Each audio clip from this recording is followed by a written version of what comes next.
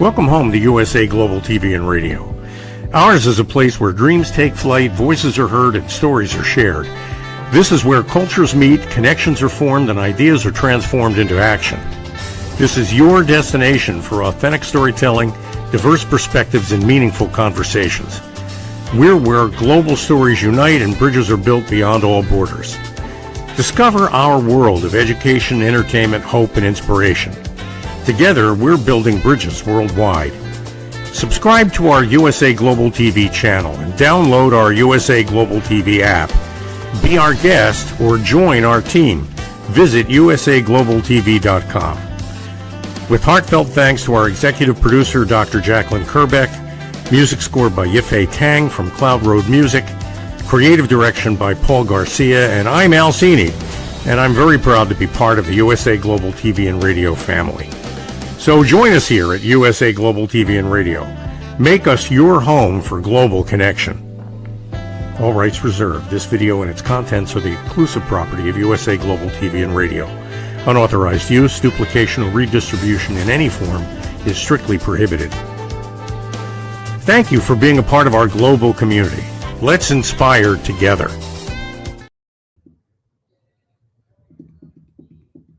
Good morning, everybody, and welcome to Ahead for Business. My name is Al Cini, and our original plan was to interview a gentleman by the name of Jordan Marks, who is the assessor for the county of San Diego in Southern California. And it's a great story, and we'll have to bring it to you at some point in the future because unforeseen circumstances arise every now and then, and for those reasons, he's not able to join us today. But we do have a program for you on a very timely subject of how do you go from knowing something to actually doing something. And to offer expert advice on that subject, we have my co-host and my dear friend and my mentor, as she often refers to me, and also the founder of USA Global TV and Radio, and her name is Dr. Jacalyn Kerbeck. Mr. Cini, how are you today? I'm okay today. And, you know, before we start on your subject, which I think is critical and actually embarrasses me a little because I have the problem that you address, and we'll talk about that. I'm willing to confess to it. I'm willing to cop to it. I did want to mention a little bit about Jordan Marks. Jordan Marks will be joining us in a future episode, probably later this summer, and we'll get that scheduled for sure. And what would have been a great program, I think, and will be a great future program, is a discussion of how government really needs to serve people, that being his story. And the way I heard his story, I mean, the best way to know whether your people are doing their jobs is people tell you that they're doing their jobs. And I have an associate, trusted colleague, great person named Laura DeMarco, who works for us in Southern California. And her job in SoCal is to develop conversations on the subject of teams and team development, which is obviously an important subject for me. And on that topic, she recently visited the San Diego assessor's office to get some work done and was amazed at the opposite experience that she expected. That is that everybody was on it. They were concerned, empathetic, and caring, and actively involved, and listened to her carefully. And she was so amazed by that. I think it was so unexpected. Most people don't expect that from government. I think it was so unexpected. She thought that Jordan would be a terrific interview. And I agree. I had a chance to pre-interview Jordan the other day, and he has a lot to say and a very unique and interesting approach to government service. And I'm looking forward to bringing that story forward in maybe a month or two here on USA Global TV and Radio. But today, the subject is why it's not just good enough to know something. So maybe you can talk a little bit. Recently saw a post. I get posts all the time about things I'm generally embarrassed by. One of them is, how do you shorten the difference between getting an idea and making it happen?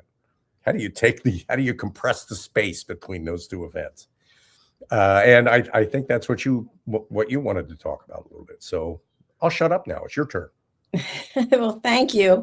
Yes, I'm sure Jordan's going to be an excellent guest, and people can check back on our playlists and our YouTube channels to see more information, USA Global TV and Radio and Dr. Jacalyn Kerbeck. Mm. I have found in my experience coaching people, doing private advisory, leading a team, and even throughout my own career, that there are many times, Al, that we have information. We know information about ourselves, about what we're supposed to do, about what's best for us, about what the doctor ordered. And even though we know the information, we do not take action. And one of the biggest areas is in our health. We know the things that we're not supposed to eat. We hear about it all the time. Stay away from sugar, stay away from caffeine, stay away from nicotine, et cetera, et cetera, et cetera. And yet, that information, the knowledge of it, isn't enough for us to take action in some cases. Recently, I was speaking to a cohort of individuals and I shared with them information that I had learned about a bottle of Coca-Cola.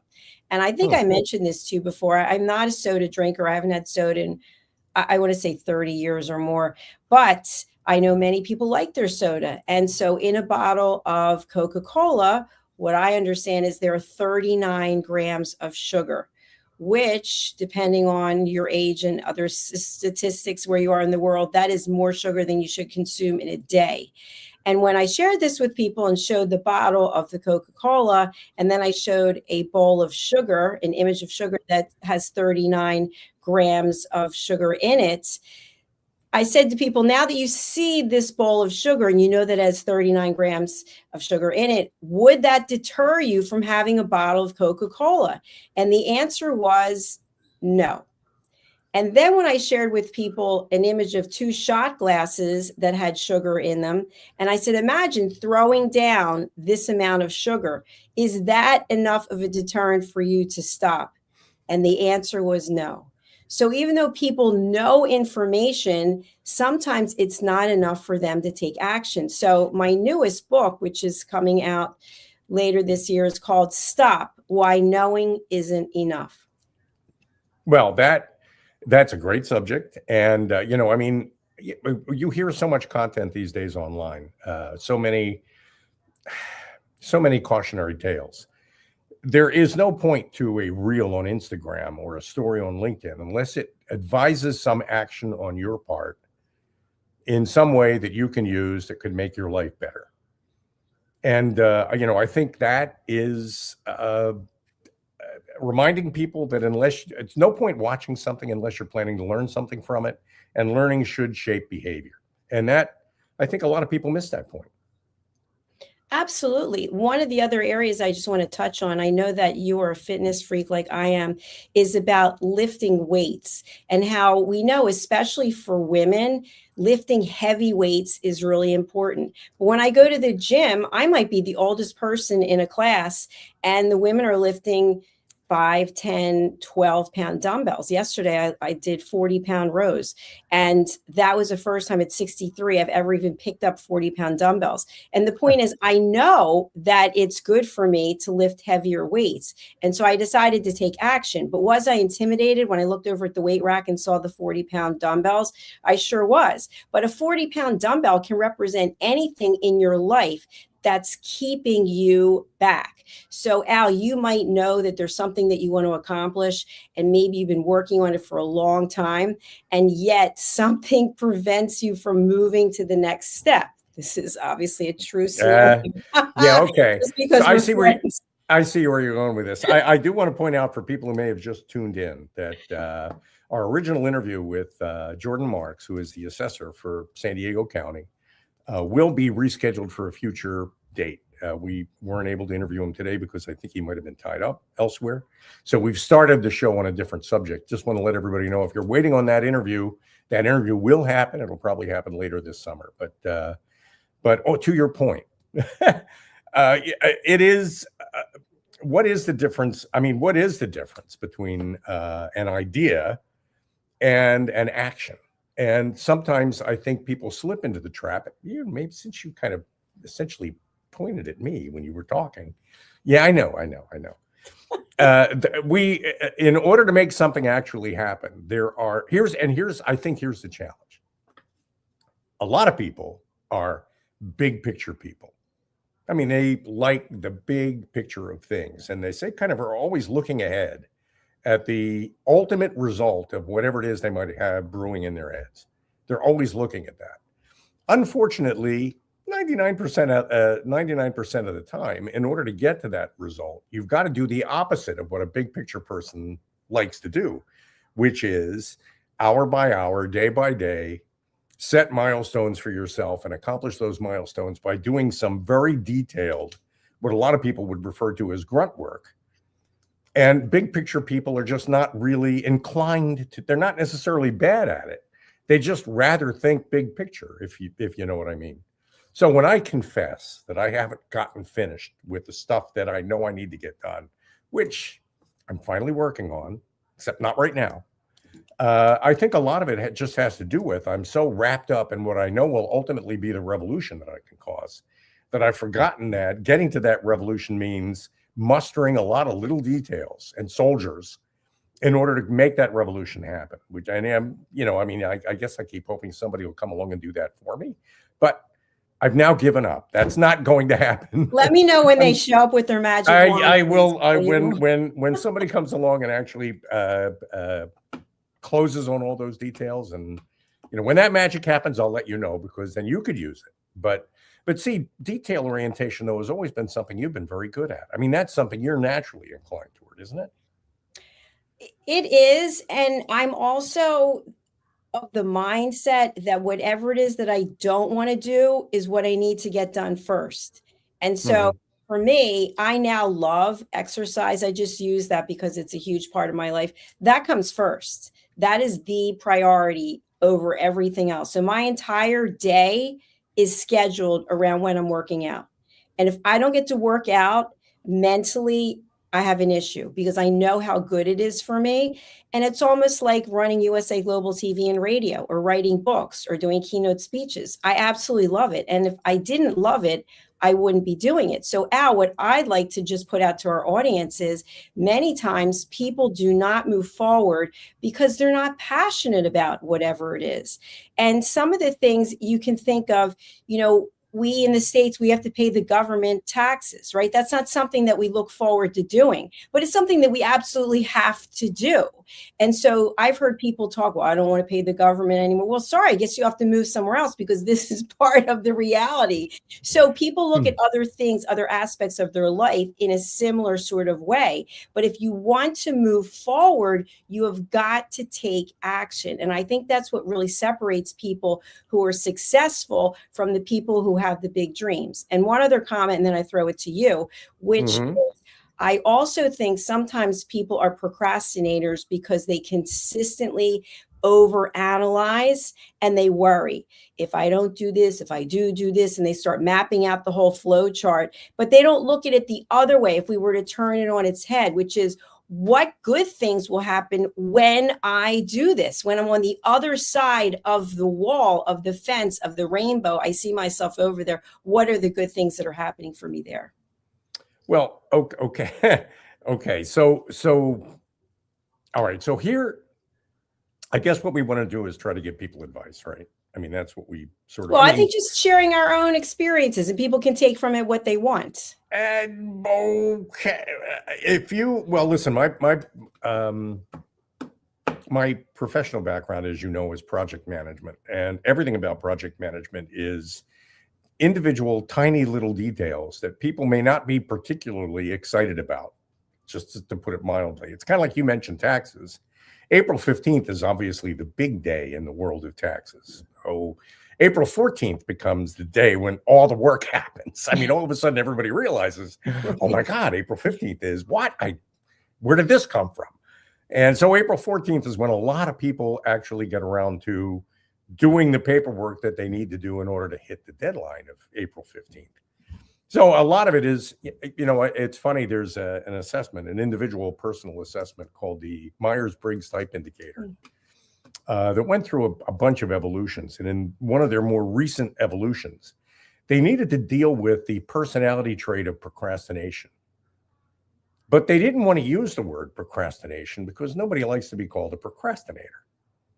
So in explaining that based on your assessment results, you might have a tendency toward that, they refer to it by using the phrase pressure prompted. which I think is kind of a euphemism for procrastinator. I mean, that's kind of it. And I think a challenge that you have very successfully overcome is the challenge that big picture thinkers have when it comes time to breaking that big picture down into little individual accomplishments that need to be addressed and ticked off. How do we make a list that has to be checked off, that when all those items are checked off is the big picture that you're so much in love with and that you want to make happen? And a lot of people have kind of an aversion to even creating the list, because once you've made that list of things that have to happen, you've essentially hung that list around your neck and made you the person responsible for making them happen. And until you do that, you're in this weird, you talk about quantum physics every now and then, and I know that's something that in some of your other programs you explore with people. A thing isn't a thing until a decision is made about it. And it's one of the basic elements of quantum physics. Everything else until then is in this state of superposition, where it might be this or it might be that, or it might be here or it might be there. And it's not definitely anything, and it's not definitely anywhere until somebody has made some observation about it. Until somebody has taken some action, if you know what I mean. And the frustrating thing for me is that, and I can tell you this from my experience, once you've taken an action, it triggers all the other ones. So the challenge to getting things done isn't getting them done, the stuff at the bottom of the list. The challenge to getting things done is to start with the thing at the top of the list as quickly as you can, because that leads to getting the second thing on the list and the third thing on the list done. If you see what I mean. I mean, projects fail not because they don't get finished. They fail because they never get started in the first place. Like April 14th, all these things I have to do to get my taxes ready. I mean, that I think is a big part of it, a big element of it. And I think, to your point, we can talk ourselves into anything. We can come up with as many excuses as there is time for why we can't do things or when we'll get to it. And I remember this, actually, this just popped into my head. And yet you seem to be frozen at the moment, Al. But I remember one of my dad's friends had this round, it looked like a coin, and it had on the words Al's left us, but it was a round, a fake coin. It was a disc, and on it said "to it," TOIT, and so it would be around to it. I'll get around to it. So the person would hand out this coin anytime someone said, "You know what, I haven't done it yet. I'll get around to it." And it really is a visual image of what goes on, because people will say this over and over again. And as soon as I hear this word, my little hairs on my neck go up. I'm so busy. Busy is a 4-letter word. It doesn't have meaning to me. The significance of that is, you know what? I don't have time for you or time for this because I'm so busy. But are you actually being productive? Are you actually making things happen? Or are you telling yourself a story so that you can justify why it is that you're actually not getting you're not being productive or getting accomplishments made because you're so busy? That is the human definition of superposition. I mean, that whole idea that I'm so busy that I'm not able to get any of the things done that I need to get done is that me not being in a definite state because I'm more comfortable being in an indefinite state. I'd rather be in an undefined state. And when people ask me, why are you indefinite? I mean, they never use that word exactly. They just say, what the hell's going on and how come it's not done yet? When people say things like that, my answer is, well, I've just been so busy. I mean, that's my answer. That's me basically saying, I don't really want to talk about it. I mean, the truth is, I've been busy streaming this Netflix series that I really like. I'm on season 8, there's 20 seasons, that kind of thing. I mean, I get around to it, but right now I really need to watch this show about people pretending to be other people.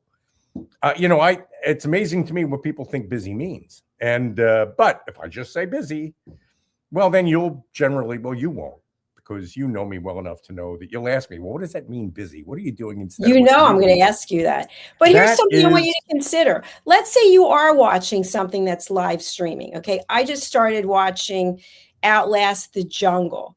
Okay. And I'm not sitting there just glued to it. I'm actually doing some things, some administrative things at the same time. And the only reason I have it on is not because I need to hear the noise or I'm uncomfortable being alone. I like to watch strategy unfold. I like to watch. I have no idea who these people are. I don't care who they are. They're put into teams, and then there's an ultimate prize. And obviously, you have to outlast, outwit, outsmart, like on Survivor, the other people to get the money. And so you watch the strategy unfold. You watch the relationships develop. That's why I like reality TV show competitions like Survivor. So my point is, if you're watching something, maybe you're watching this right now, and you walk away with a piece of information, that's valuable. That's not busy just sitting there doing nothing. You're learning, you're growing, you're taking the information and you're incorporating it somehow into your life. Well, you're being a little easy on me, and I appreciate that. But and thank you for that. But You're welcome. but in reality, I mean, the reality of reality television is that, yeah, I mean, if that's on kind of in the background, and every now and then you kind of look up at it, but you're not totally focused on that because you're actually doing something that's making you productive in your regular life, then that's like wallpaper. That's different. I mean, that's just wallpaper. But if you're doing that and saying that that means you're busy, and as a result of that, you're not able to get your taxes done until midnight on April 14th, until the actual last moment, then what you're really doing is kidding yourself. You're kind of fooling yourself. So I could just tell you from a project manager's point of view, it's the inspiring of people to get the first step started that ultimately leads to a successful project. I mean, it is that when you know what the steps are, which is project management, traditional project management, and you know what the first step is because it's on that list of steps that then you can begin to translate what you know into what needs to be done, because that gives me a list of things that I can check off. And if I can get people excited about the result enough, then they'll be willing and able and actually enthusiastic about taking that first step. And that's another thing. You really need to celebrate the accomplishment of that first step, because that's what inspires everybody to take the second, third, fourth, and 30th steps that it's going to take to get this stupid thing done. And that, I mean, that's really, and that is something, that's something I admire about you, because I think the ability to break a big thing down into little things and then do those little things that are going to lead to the big thing, and not accept a lot of the noise in your life that distracts you from that. Instead, deflect all that. And even though the noise might be interesting and even entertaining, the accomplishment that the thing that you're trying to accomplish draws you so much that you can tune all that out. And that's something you've always been able to do. And I think that's what makes you such a great coach. Am I wrong about that? I mean, isn't that what, not allowing people to get away with their own crap? I mean, when they that whole, how do you hold somebody accountable how do you do that? How do you do that? You have to do it in a diplomatic way, but I am very direct, as you know. I've never heard that before. Since 2019, I don't like to waste time going around and around. And so I will, when I'm working with someone, I do private advisory, which is a completely different level than coaching, but I do coaching and private advisory. I will bring it up. Have you ever considered the fact that you are basically telling yourself a story because you don't want to do X, Y, and Z? Or how long have you actually been working on this part of the project? And I might have someone say, well, it's been 2 years. What have you accomplished in those 2 years? Nothing. So what's holding you back? And that's the key question. There's always something holding people back. And one of the things I want to bring up to you, because you work with teams with ProFit for Teams, and I've been on teams for my entire corporate career, now leading a team, is you think about the bell-shaped curve. 80% of the people are just doing the same thing over and over and over and over and over again. And they're not really that excited, motivated to move to the next level, where you have the top 10% of people who are interested. Give me more information. Let me learn more. Let me take on more. Let me do more. And then that other 10% that's half dead, they hardly have a pulse, but they show up because they want a paycheck. They have nowhere else to go. They like the socialization. It's almost like if you look at a fitness facility, most of the people there, year after year after year, they look exactly the same. Nothing has changed. They haven't lost weight, maybe small milestones, but then you have 10% who are constantly pushing the envelope, and then 10% that, might be putting on makeup, walking around, sitting in the lobby, having a conversation, because that's what it means to them. So you have to tap into each person's why. And then in a very professional way, you've got to be able to call people out on their own BS, if you will.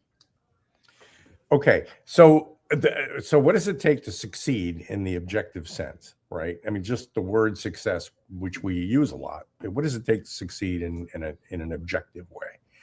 Well, the first thing it takes, the second thing it takes is what we've been talking about, which is how do you take that success, whatever you imagine it to be, break it down into steps, and then get started on step one and get excited enough about step one that you do step one. And after you've done step one, you use the energy of excitement and celebration from that to drive you, to draw you. I shouldn't say drive, because it really isn't a self-propelled more than anything. What draws me into doing the second step after I know that I've done the first step? And how do I finally become less indefinite and more definite? Yeah, and that really is breaking things down into steps. And I think that's kind of coaching, right? I mean, that's coaching. But here's the second issue. The second issue is, if my ultimate end state are wagons with wooden wheels drawn by horses, and I believe the world is headed away from the automobile into horse-drawn carriages, and that's my belief. And in order to realize that dream, I've identified steps of getting horses and building carriages and making wheels and doing all that stuff. In other words, if I have a crappy idea, there's no amount of energy that I can put into the execution of the individual details of it that's going to cause that idea to be wanted by anybody else other than me. So I don't know if I agree with that. I don't know if I agree with that. And I'll give an example. Yeah. Okay. Point. Well, I want to hear this one. Point counterpoint. Okay. So during the pandemic, I became part of this program to get certified in meditation. And long story short, they were bringing in people each week to talk about something. And they were business people, because meditation, mindfulness, etc., is very big in corporate America as well. And this person charges $25,000 an hour for coaching. And so I was in shock, speechless. I went to the person's website to see, what is it this person's doing? What's this person's background? And the entire premise was that she needed 4 people in a year. She wanted to make $100,000. And all she had to do was convince 4 people that what she was offering had value. And the first year she had 6 people. And then it grew exponentially. So if you have an idea to go back to horse-drawn carriages, maybe you will find someone who loves the historical aspect of it, or someone who has a farm and wants to give buggy ride. I don't know what it is, but all you have to do is convince a small number of people that this is a concept. And you're so passionate about it, the way you're talking about it, you draw people in. They're like, let me see what he's doing. I've got to be part of this. Yeah. Well, I'd say it's 20, how much? $25,000? 20. See, I got your attention with that too. Yeah. That got me. That kind of worked me up. Go ahead. So how much? $25,000 an hour. An hour. Okay.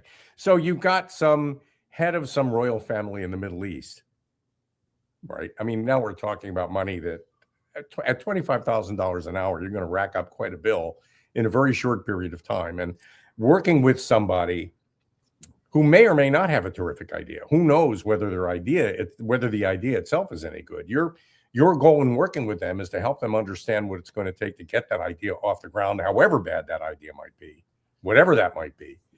And if you're going to tell them that your services in helping them accomplish that is worth $25,000 an hour, It's like you said, if I can get $1 million a day for consulting, then I don't really only have to work about 1 day a week. You know what I Exactly. mean? To And make a by the whole way, lot of money. you just mentioned something. You said a bad idea. I'm not going to ever tell someone they have a bad idea because that would be me judging them. What I would say is I'd ask them to look at it from both sides. What research have you done? What is the demand, the willingness to pay? That's a huge important term. What is the willingness to pay for the carriages, for your service, $25,000 an hour? What research have you done? And if people cannot justify it in any way, then I'll ask them to go and get the information, do the work so that they can justify it. And if they can't find it on their own and they're using AI or they're working with consultants, is it possible that there may be another idea that you could focus on in the interim, which might be bringing you more success, more happiness, etc.? That I think that's now you're getting into what is it that makes Dr. Jacalyn Kerbeck worth $25,000 an hour. I don't charge that, but thank you. But that's what makes you that's potentially what makes you worth that, because it's you're reminding me of an experience I had a few years ago living in New York. For whatever reason, I decided to join the Manhattan Yacht Club, mostly because, well, I wanted to learn how to sail. I thought it would be a fun thing to do, and it was. Always It was learning something new about you. I love it. Well, there you go. So here I am on the Hudson River on a boat, doing all the things a sailor needs to do in order to get from Lower Manhattan, which is downriver on the Hudson, to Upper Manhattan. The goal was, it's really such a dumb idea. I just can't believe the goal was to get to the 79th Street Boat Basin, which is where they serve a terrific lunch. And in order to get upriver to the 79th Street Boat Basin on a sailboat from Lower Manhattan against the tide on the Hudson River in crummy weather, on top of that, you need to leave at about 4 o'clock in the morning. And if you're lucky, you'll be there by about 2 o'clock in the afternoon. Now, a MetroCard, which means you're using this very expensive boat and a crew of 2 other friends of yours and a tremendous amount of effort, moving sails around and pulling on sheets and getting all kinds of stuff rigged in order to accomplish this, when you could have gotten to the 79th Street Boat Basin with a MetroCard for $1.50, in about 20 minutes altogether from Lower Manhattan. I could have done it with a MetroCard, but no, I had to use this boat. So earlier I said, what if somebody's big vision is to build a carriage that's drawn by a horse? Because people may prefer carriages drawn by horses, right? They might. And I referred to that as a bad idea because, I mean, who's really going to ever want to replace we replaced horses with cars. Why are we ever going to want to go back?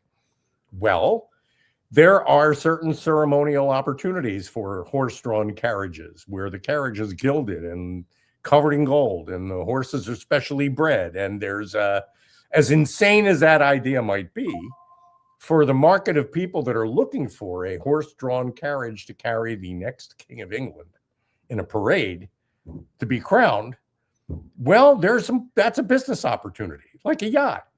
Boats make no sense for getting around. You can fly on a plane, you could use a subway. You don't need a boat to get around. But so a boat in itself, it's outside of certain applications, is kind of a stupid idea. I mean, really, except people use them. And they're not such a bad idea for certain applications. I think, well, okay. So you have this other book that you just released too, that's Don't Give Away Your Value. Yes, I have it right here. How convenient. Stop giving away your value. Why don't you, so when you know that you're worth $25,000 an hour, because you've heard other people who are not even as good as you are, might be charging that. How do you follow the advice of your book? And I love that because that is a difficult one. And that's why I wrote the book. Because if you think about it, whatever you're doing in life, even in your personal life, how much of your value are you giving away? So let's just talk personally. Let's say that you spend X amount of time on the phone. So and so calls you up unprompted out of nowhere and wants to have a chat. And by the time you get off the phone, maybe you enjoyed the call, maybe you didn't. Maybe the person just loves to talk. It's an hour. It's an hour and 15 minutes. It's half an hour. Then by the end of the day, maybe you've had 2 or 3 phone calls like that. Maybe you're calling the cable company for people who still use cable, and you get the the run around. You're on the phone. By the time you know it, it's an hour and a half. You and I actually did a role play on that 5 years ago. I remember that. Calling customer service. So the point is, we spend a lot of time out of our 24 hours giving away our value. Now, as a peace ambassador, as someone who really believes in supporting, helping other people, I do believe it's important to lift people up. I do believe it's important to help people, to mentor, but there has to be a limit to it, because if you're always taking care of other people, you're not taking care of yourself, and it's going to show up. So in your family, if you're the one who does everything, you might enjoy the accolades. Oh, so-and-so, you do everything for our family. Where would we be without you? And then by the end of the day, the end of the month, the end of the year, you're kind of like, you know what? I'm really sick of this, actually. Yeah, it's nice that people say that, but I don't feel like doing it anymore. Do your own work, carry your own load, do your chores, whatever it is you're supposed to do. It starts building up, and it's the same thing in business. Whatever your services are, if you're consistently going, you know what? I will drop my price. You know what? I will give you a discount. You know, I'll throw in this and I'll throw in that. Eventually, you're going to have people who don't respect you anymore because they're used to you giving away your value. And when you finally realize it and you stand up and say, you know what, I'd love to work with you, but these are my prices. These are the packages. This is what it costs to do business. And then people can say yes or no. But when you stand up for yourself like that, that basically commands respect. And the person whose respect is most important is your own. You learn to respect yourself.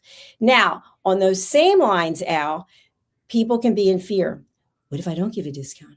What if I don't do what they ask? What if I don't throw in this? What if? And now you're constantly second guessing yourself. And then you get the deal. I have seen this happen. It has happened to me. And they are the worst clients to work with. And that is a judgmental statement I can back up with evidence. They want everything for nothing. And then it's like by the end of the day, you realize you lost money, you're frustrated, you're aggravated, and then the relationship isn't going to go on anyway. The same thing with personal relationships.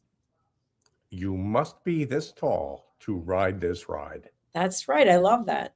Period. You must be this tall to ride this ride.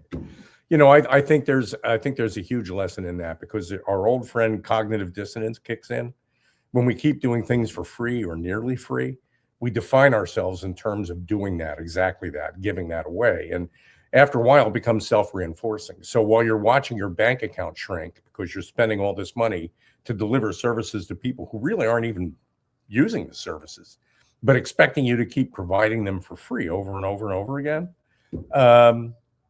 you're really doing, not only are you not doing yourself a service, obviously, but you're not even serving the people you think you're serving, because that's not really even helping them. I mean, they're not really being helped by that either. So you don't make the difference by giving away what you have.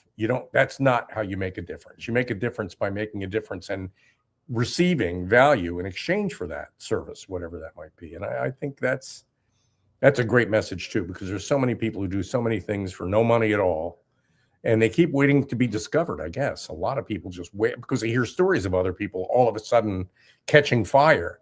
They figure it's just a matter of waiting until you catch fire, but that isn't really true. I mean, you've got to light that fire yourself, don't you? Absolutely. And a last point I want to make on this topic is, I remember a few years ago, I was introduced to someone, and this person was doing a lot of keynote speeches. And the person had said, listen, if you want to do keynotes, you've got to do a few without charging so that you get your name out there. And I ran into the person again, and now the person's at a completely different level and everything's paid for. And so I said, what would you recommend to someone who wants to move to the next level? And the person says, first of all, you have to have a good message, a message that's solid, that resonates, that people want to hear. And then you don't go unless it's paid for. And maybe you sit for 6 months, maybe you sit for a year, but you let it be known that this is what you offer, this is the value you bring, and this is what you charge. And I think that's a very fair statement, because if you don't believe that you're worth X dollars, then you're never going to get that money. So for me, with the $25,000, that was something someone else was charging. I feel that $25,000 an hour is not my price point. My price point is about $800 an hour. And part of the reason for that is I feel that I over deliver at 800. I can get repeat business. I can make a difference. At 25,000, maybe I feel like I have imposter syndrome, but I don't know what I could bring in an hour for $25,000 that I would say, you know what, I think that was worth it. So I'll keep working on that. I think that's great. I know we're about to wrap it up, and I was going to say it for the hour that nearly an hour that we've just spent. I think anybody who's listening, especially to you, has gotten their $800 worth, even if they haven't paid it. I mean, there has been $800 worth of value in what you've had to offer just in this 1 hour that we've spent together. And the second thing is to remember, Celine Dion, if you go to watch a Celine Dion performance, or if you book, well, I don't think she's performing anymore, but if you book her to move in residence in a large casino venue in Las Vegas for the year, because it's going to draw an audience.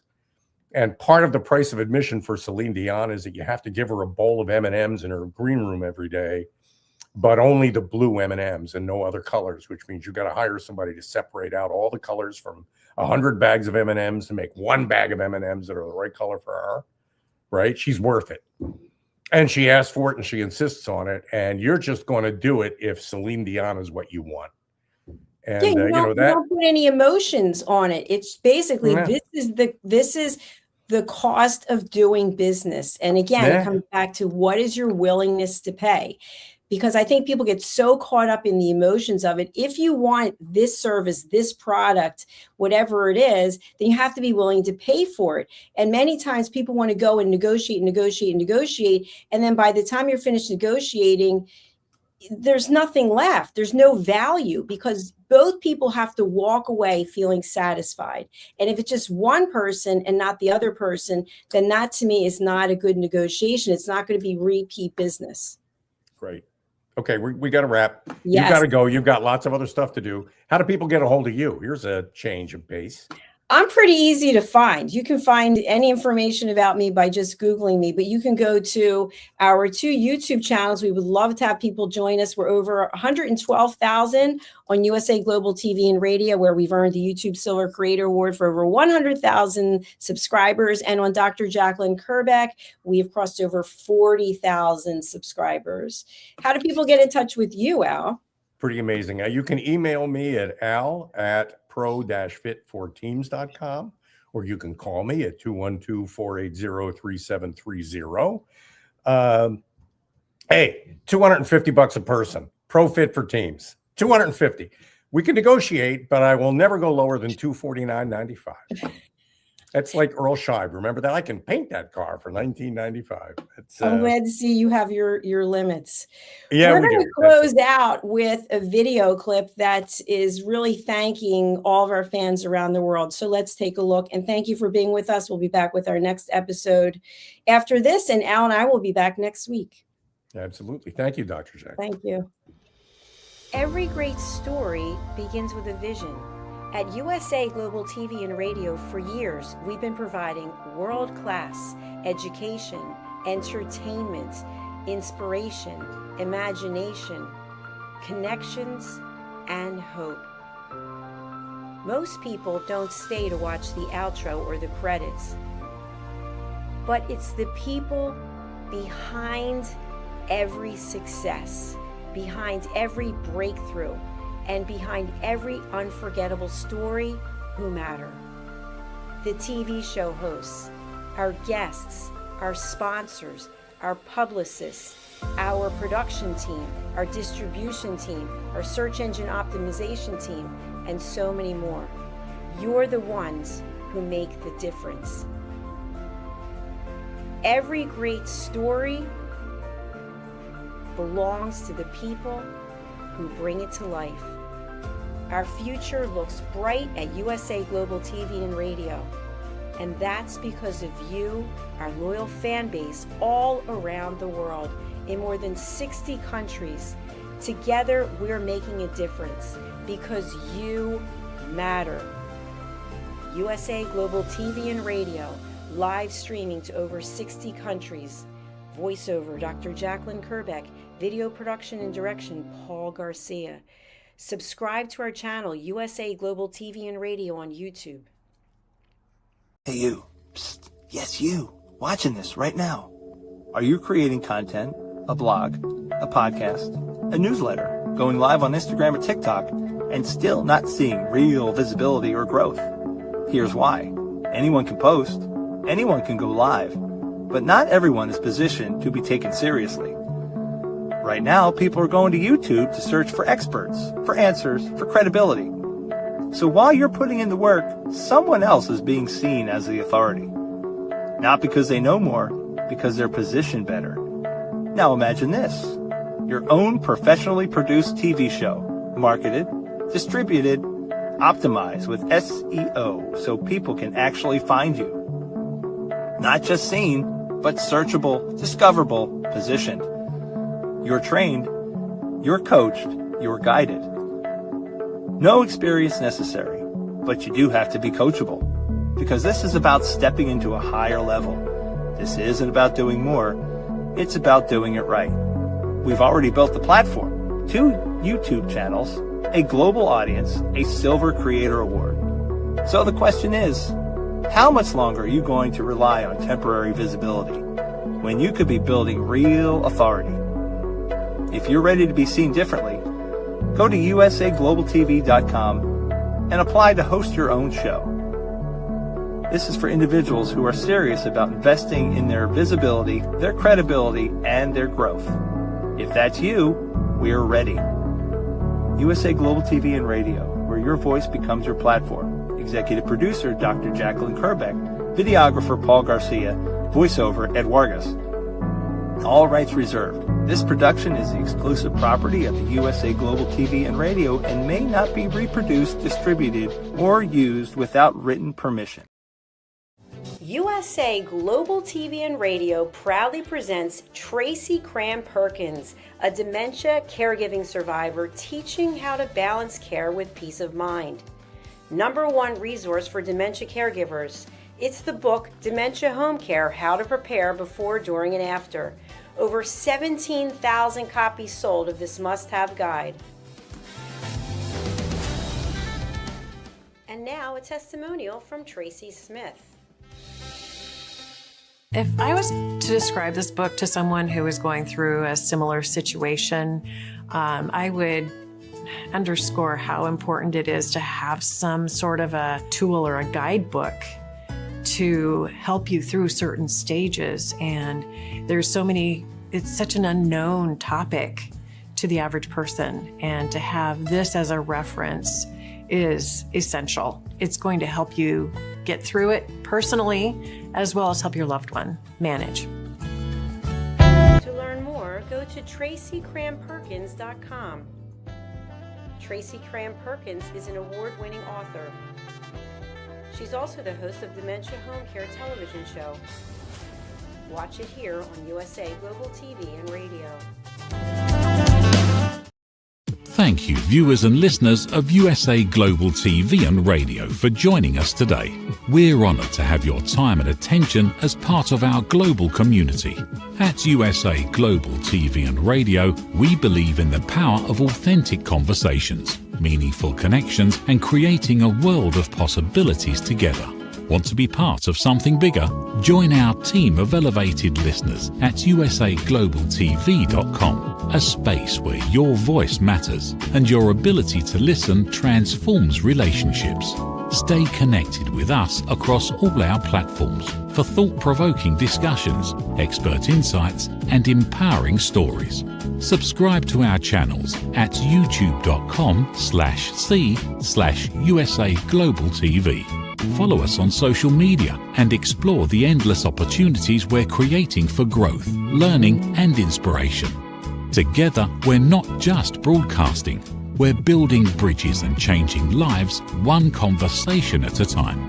For inquiries, contact us at info@usaglobaltv.com. Produced by Executive Producer and Director Dr. Jacalyn Kerbeck. Voiceover by Mike Porter. Creative Direction by Paul Garcia. All rights reserved. Visit usaglobaltv.com to view our full terms and conditions.